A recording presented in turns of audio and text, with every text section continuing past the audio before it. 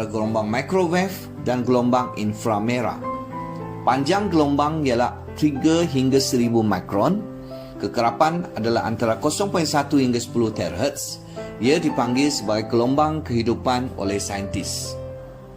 41 tahun lalu iaitu 1980, saintis Rusia sudah menjumpai gelombang THz. Memandangkan teknologi pada masa itu belum cukup canggih, maka ia tidak dapat diterokai. 2004 hingga 2005, kedua-dua China dan Amerika Syarikat menilai teknologi terakhir sebagai salah satu daripada 10 teknologi teratas yang akan mengubah dunia pada masa depan. 2005, China juga telah menyenaraikan teknologi terakhir sebagai 10 objektif strategi utama tonggak nasional dan membuat penyelidikan dan perkembangan mendalam di negara China, di mana 6 buah Akademi Sains Kebangsaan China dengan kerjasama 66 saintis telah bertungkus rumus untuk mengkaji bagaimana gelombang terakhir dapat memberi manfaat kepada kesihatan manusia. Setelah 12 tahun, iaitu pada tahun 2017, China berjaya membangunkan peranti air 0.96 THz yang dilancarkan oleh Shenzhen Xingqingchun Technology Development. Peranti air terakhir adalah resonator air di mana tugasnya adalah memecahkan molekul air menjadi gugus linear oleh frekuensi getaran gelombang elektromagnet yang sama dengan sel manusia. Mari kita tengok revolusi air minum untuk manusia.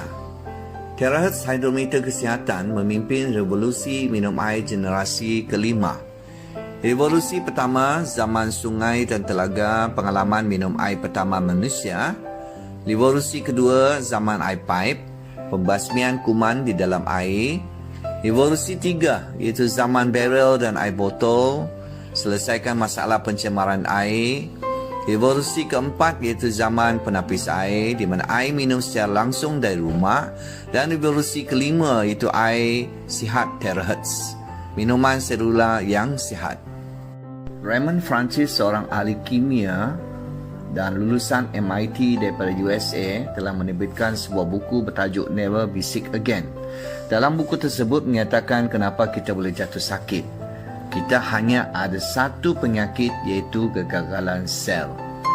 Kita boleh lihat terdapat pelbagai jenis sel badan manusia dan anda boleh lihat pembentukan sel manusia bermula dan terdapat 10 sistem utama dalam tubuh badan, iaitu sistem rangka, sistem penghadaman, sistem pernafasan, sistem kencing, sistem pembiakan, sistem imun, sistem saraf, sistem kardiovaskular, sistem otot dan sistem endokrin.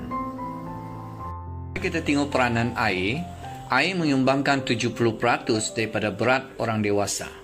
Otak 75%, darah 83%, jantung 79%, tulang 22%, hati 86%, otot 75% dan ginjal 83%. Kepentingan air ialah untuk mengawal suhu badan, menyingkirkan bahan buangan, mengawal geseran sendi, bantu penyerapan nutrien, melindungi dan melapisi organ penting, bantu mengubah makanan ke tenaga, melembabkan oksigen untuk pernafasan, bantu bawa nutrien dan oksigen ke sel tubuh. Mana lebih baik untuk anda?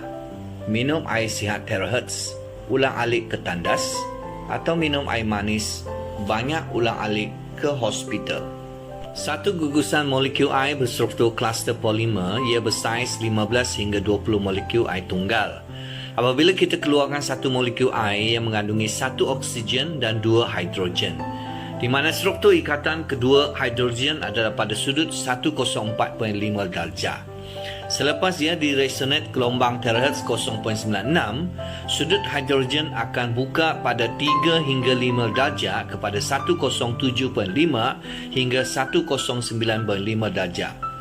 Molekul air menjadi kecil yang tersusun secara linear dan bersaiz 2 nanometer ke bawah yang dapat memasuki sel dengan cepat.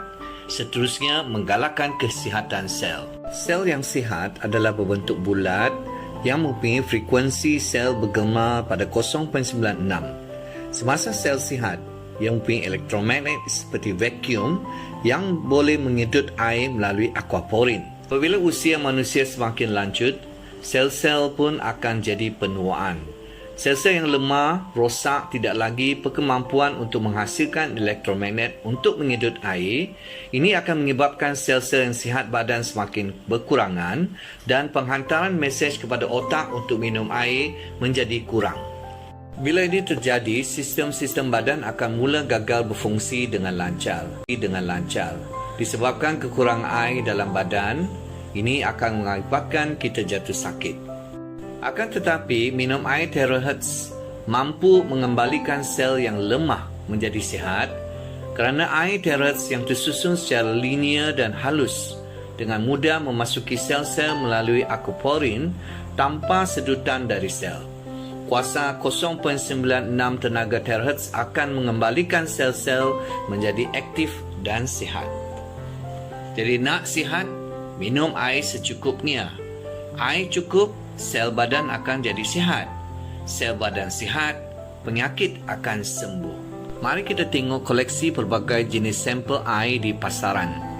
Air yang mempunyai 100 Hz ke atas adalah seperti air RO, air hujan, air pipe, air suling dan air sumur. Manakala air di bawah 100 Hz adalah air mineral, air desa panjang umur, air elektrolisis, air glacier, air pai, air segi enam dan air glacier dagu. Air yang paling kecil di dunia pada masa kini adalah air terahertz dengan 7.6 Hz sahaja. Semakin halus air, semakin ia bermanfaat untuk sel badan. Mari kita tengok ciri air terahertz. Yang pertama, penyembuhan diri. Kedua, metabolisme. Air kesihatan terahertz tidak menyembuhkan penyakit, tetapi sel-sel membaikinya sendiri untuk mencapai kesihatan. Air kesihatan terahertz hanya pembawa yang terbaik, bawa air yang baik bersama-sama dengan mineral, oksigen, permakanan dan tenaga terahertz 0.96 terahertz ke dalam sel-sel untuk membolehkan sel-sel membaiki diri dan memulihkan metabolisme. Minum air terahertz yang untuk jangka masa panjang dapat meningkatkan metabolisme tubuh dan kemampuan penyembuhan diri, mengatur peredaran mikro, menguatkan imuniti badan, melegakan keletihan dan bermanfaat untuk kesihatan. Organ tubuh manusia tidak berbohong. Data metabolisme sel organ ini akan memberitahu anda jawapannya. Mari kita tengok kitaran pembaruan sel untuk tubuh manusia. Sel perut 7 hari, sel paru-paru 2 hingga 3 minggu, sel kulit 28 hari, sel darah merah 120 hari, sel hati 5 hingga 6 bulan, sel rambut 3 hingga 6 tahun, sel tulang 7 hingga 10 tahun, sel jantung 20 tahun. Kitaran metabolik sel yang lengkap adalah 180 hari. Dengan hanya minum air terahertz secara konsisten dan berpanjangan, ia dapat membolehkan sel-sel membaiki diri dan memulihkan metabolisme. Mari kita tengok ciri peranti air terahertz. Yang pertama, kelikatan iaitu 680 kali lebih rendah. Rasa airnya sedap dan licin. Air masuk ke dalam sel meningkatkan kadar penyerapan saluran darah dan sel sebanyak 3 kali ganda. Mencairkan lipid darah dengan cepat, menggalakkan peredaran mikro dan meningkatkan sistem peredaran darah. Ini dapat mengurangkan risiko mendapat sakit jantung dan strok. Yang kedua, penstabiliran. Pengurangan trichophyton iaitu kurat merah sebanyak 79% yang menyebabkan penyakit kulit seperti psoriasis dan eczema. Selain daripada itu, ia dapat membunuh bakteria iaitu E. coli sebanyak 89%. E. coli adalah bakteria utama dan paling banyak terdapat pada usus manusia, terutamanya parasit pada usus besar. E. coli boleh bertahan walaupun dimasak pada 100 darjah Celsius. Jangkitan ini boleh membawa maut. Yang ketiga, anti-pengoksidaan. Jumlah aktiviti kenaikan anti-pengoksidaan adalah sebanyak 78%.